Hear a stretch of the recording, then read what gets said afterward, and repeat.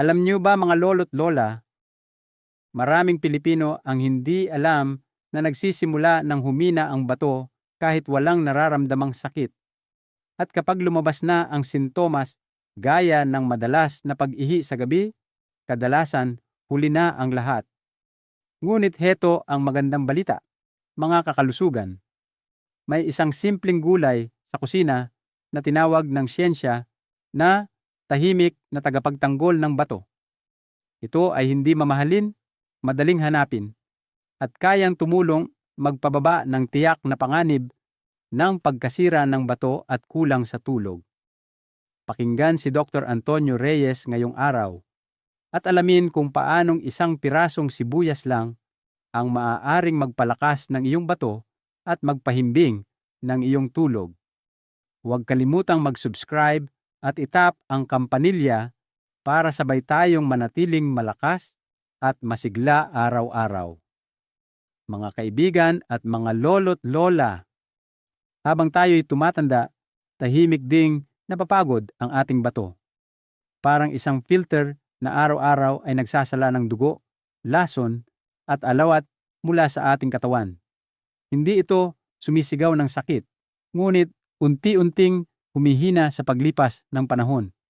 Ang madalas na pagkain ng maalat, kakulangan sa tubig, at labis na pagod ay dahan-dahang sumisira sa maliliit na ugat ng bato. Kaya't maraming matatanda ang nagigising tuwing gabi para umihi, nakakaramdam ng pamamaga ng paa, panghihina, at pagkapagod. Ngunit iniisip na ito'y normal lang sa edad. Ang totoo, ito na ang unang senyales na humihingi ng tulong ang ating bato. Ngunit huwag matakot dahil may mga paraan pa para mapabagal o mapigilan ang paghina nito. Isa na rito ang isang simpleng sibuyas na kayang tumulong protektahan ang ating bato bawat araw ng ating buhay. Mga kaibigan, dito na papasok ang mahiwagang galing ng sibuyas. Ang gulay na karaniwan lang sa ating kusina pero itinuturing na likas na tagapagtanggol ng bato. Ayon sa mga pag-aaral, ang sibuyas ay sagana sa quercetin, isang napakalakas na antioxidant na tumutulong protektahan ang mga selula ng bato laban sa pinsalang dulot ng free radicals o mga lason na unti-unting sumisira sa ating katawan. Para bang may kalasag itong inilalagay sa paligid ng ating mga selula upang hindi agad mapagod at masira. Bukod doon, ang quercetin ay nakatutulong ding pabain ang pamamaga sa loob ng bato. Kapag may sobrang inflammation, ang maliliit na ugat sa loob ng bato ay nagkakaroon ng peklat o scarring na nagiging dahilan kung bakit humihina ang kakayahan nitong magsala ng dugo. Kaya kapag regular na kumakain ng sibuyas, nababawasan ang panganib ng pagkapeklat o pagkasira ng mga glomeruli. Iyon ang maliliit na filter ng ating dugo. Hindi lang yan, may mga sangkap din sa sibuyas na tumutulong pabain ang uric acid sa dugo. Kaya't mainam ito sa mga taong may gout o mataas ang uric acid na madalas magdulot ng problema sa bato. Ang sulfur compounds at flavonoids nito ay tumutulong bawasan ang oxidative stress at ginagawang mas malinis ang daloy ng dugo patungo sa bato. Kaya't sa bawat kagat ng sibuyas, isipin ninyong parang nagbibigay kayo ng pahinga at proteksyon sa inyong mga bato.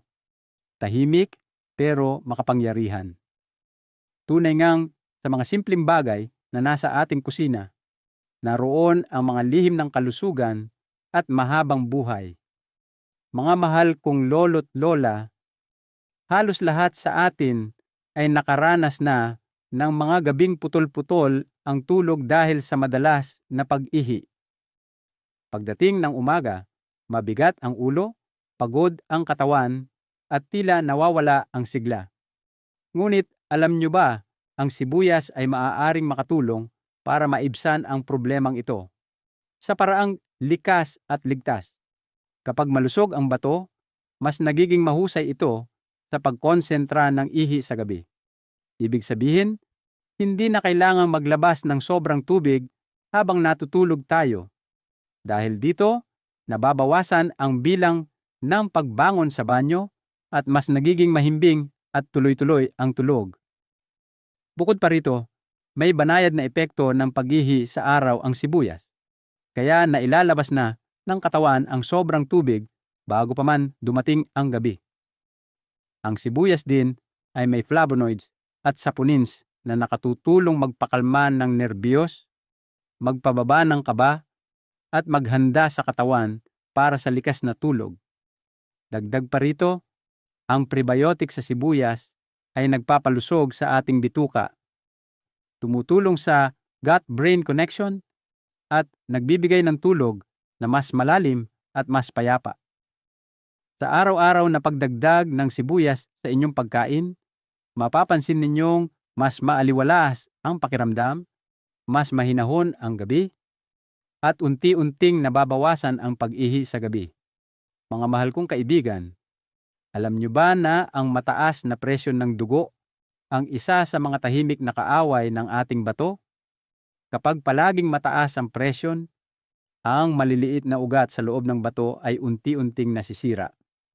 Para bang sinisiksik ng malakas na agos ng tubig ang marupok na tubo. Habang tumatagal, napapagod ang bato, humihina ang pagsala ng dugo, at dito nagsisimula ang sakit sa bato na hindi agad napapansin. Ngunit, heto ang magandang balita, sa bawat kagat ng sibuyas, may tulong kang naibibigay sa iyong puso at bato. Ang sibuyas ay may natural na compound na tinatawag na prostaglandin A1 na nakatutulong magpaluwag ng mga ugat ng dugo at magpababa ng presyon ng dahan-dahan, hindi biglaan. Bukod pa rito, ang quercetin sa sibuyas ay napatunayang nakababawas sa oxidative stress at pamamaga na sanhi ng paminsan-minsang pagtaas ng presyon. Sa tulong ng sibuyas, mas nagiging kalmado ang daloy ng dugo, mas gumagaan ang trabaho ng puso, at higit sa lahat, nabibigyan ng pahinga ang mga bato. Kaya't kung nais mong manatiling matatag ang iyong presyon, hindi kailangan puro gamot lang. Simulan mo sa isang simpleng hiwa ng sibuyas sa bawat kainan. Mga minamahal kong lolo't lola, bukod sa mataas na presyon, ang mataas na asukal sa dugo ay isa rin sa mga pangunahing dahilan kung bakit humihina at nasisira ang ating bato sa paglipas ng panahon. Kapag palaging mataas ang asukal, nasusugatan ang maliliit na ugat sa loob ng bato, kaya humihina ang kakayahan nitong magsala ng dugo at lason. Ito ang dahilan kung bakit maraming may diabetes ang nagkakaroon ng komplikasyon sa bato. Ngunit may magandang balita. Ang sibuyas ay maituturing na mabuting kaibigan sa paglaban sa mataas na asukal sa dugo. May taglay itong mineral na chromium na tumutulong sa insulin upang mas mahusay nitong maipasok ang asukal mula sa dugo papunta sa mga selula ng katawan. Bukod dito, ang quercetin sa sibuyas ay nakatutulong magpababa ng pamamaga at nagpapahusay sa tugon ng katawan sa insulin. Kaya mas nagiging maayos ang antas ng asukal pagkatapos kumain. Ipinakita ng ilang pag-aaral na ang regular na pagkain ng sibuyas ay maaaring magpababa ng HbA1c, ang sukatan ng asukal sa dugo sa nakaraang 3 buwan. Kapag kontrolado ang asukal, napoprotektahan din ang mga ugat at selula ng bato. Kaya naiiwasan ang pagkasira ng bato at komplikasyon ng diabetes. Kaya't ugaliin ang kalahating sibuyas bawat araw, isang simpleng hakbang para sa mas matatag na puso, malinis na dugo, at malusog na mga bato. Mga mahal kong lolo't lola, napakahusay ng sibuyas para sa ating kalusugan, ngunit tandaan, ang tamang paraan ng pagkain ang tunay na nagbibigay bisa sa galing nito. Ayon sa mga nutrisyonista, sapat na ang kalahating sibuyas bawat araw, mga 70 gramo, para makuha ang kabuuang benepisyo nito. Kung susobra, maaaring magdulot ng kabag o hindi pagkatunaw ng pagkain, lalo na kung mahina na ang tiyan. Sa pagluluto, upang mapanatili ang maraming quercetin, ang pangunahing sustansya na nasa balat at panlabas na bahagi ng sibuyas, mainam na kainin ito ng hilaw, bahagyang pinasingaw o mabilis na ginisa. Isang madaling gawin ay ang salad na sibuyas na may suka at langis. Lagyan ng kamatis at pipino para mas masarap. Kung may problema sa tiyan, mas mabuting pakuluan o lutuin ng bahagya upang mawala ang anghang at mas madaling tunawin. Maari rin kayong magbabad ng hiniwang sibuyas sa suka ng mansanas, lagyan ng kaunting pulot o asukal na bato para mabawasan ang pait. Ito ay nakatutulong maglinis ng katawan, magpababa ng presyon at magpanatili ng tamang asukal sa dugo. Kapag pinagsama ang sibuyas sa isda na mayaman sa omega-3 gaya ng salmon o mackerel o sa nilagang karne at gulay, nagiging magandang tambalan ito laban sa pamamaga at para sa proteksyon ng puso at bato. Kaya mga kaibigan, kaunting sibuyas araw-araw ay sapat para manatiling malakas, masigla at malusog sa ating ginintuang edad. Mga mahal kong lolo't lola, ang sibuyas ay hindi lang masustansya. Ito rin ay madaling lutuin, mura, at swak sa panlasa ng karamihan. Narito ang 3 simpleng paraan para maisama ito sa inyong pagkain araw-araw. Ensaladang sibuyas na may langis at suka. Hiwain ng manipis ang sibuyas, ibabad sa malamig na tubig sa loob ng 5 minuto para mawala ang anghang. Pagkatapos, haluin sa olive oil, suka ng mansanas, kamatis, at pipino. Mainam ito para magpababa ng presyon at magpanatili ng tamang asukal sa dugo. Sibuyas na binabad sa suka ng mansanas, ilagay ang hiniwang sibuyas sa garapon, lagyan ng suka ng mansanas hanggang sa mapuno, at magdagdag ng kaunting pulot o asukal na bato. Pagkatapos ng 1 o 2 araw, maaari na itong kainin. Kumain ng ilang hiwa bawat kainan upang maglinis ng katawan, bawasan ang pag-ihi sa gabi, at makatulong sa mahimbing na tulog.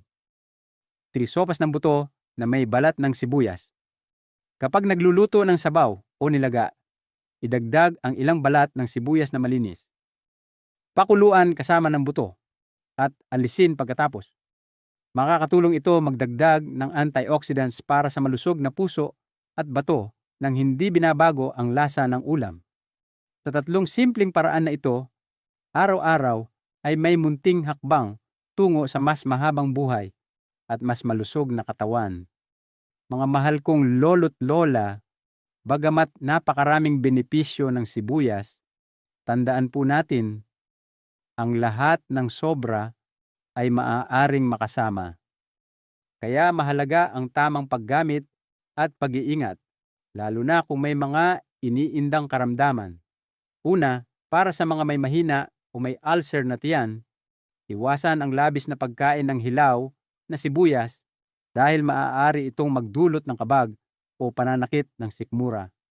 Mas mainam na pakuluan o igisa ng bahagya upang mawala ang sobrang anghang. Pangalawa, kung kayo ay may sakit sa bato na malala na, kumuonsulta muna sa inyong doktor bago dagdagan ang dami ng sibuyas dahil bagaman mababa ito sa potassium at phosphorus, kailangang bantayan pa rin ang kabuuang pagkain. Pangatlo, kung umiinom ng gamot para sa presyon o diuretics, iwasan ang sabay na pagkain ng maraming sibuyas upang hindi bumaba ng sobra ang presyon. At panghuli, tandaan na may ilan ding allergic sa sibuyas. Kung makaranas ng pangangati, pagsusuka, o hirap sa paghinga, agad na itigil at magpatingin sa doktor. Sa tamang dami at tamang paraan, ang sibuyas ay mananatiling kaibigan ng ating kalusugan, hindi kalaban. Mga mahal kong lolo't lola, ang kalusugan ay hindi laging nakukuha sa mamahaling gamot o sa malalayong lugar. Madalas, ito'y nasa simpleng kusina ng ating tahanan. Ang isang pirasong sibuyas, Kapag ginamit ng tama, ay kayang magpalakas ng bato, magpababa ng presyon, magpahimbing ng tulog, at magbigay ng sigla sa katawan. Ito ay tunay na biyayang handog ng kalikasan sa ating lahat. Kaya simula ngayon, hayaang maging tapat na kaibigan sa araw-araw ang sibuyas, kasama sa ating paglalakbay tungo sa mas masayang, mas malusog, at mas mahabang buhay kasama ang pamilya. Kung nakatulong sa inyo ang video na ito, pindutin ang numerong 1 at ibahagi sa iba upang makatulong din sa kanila.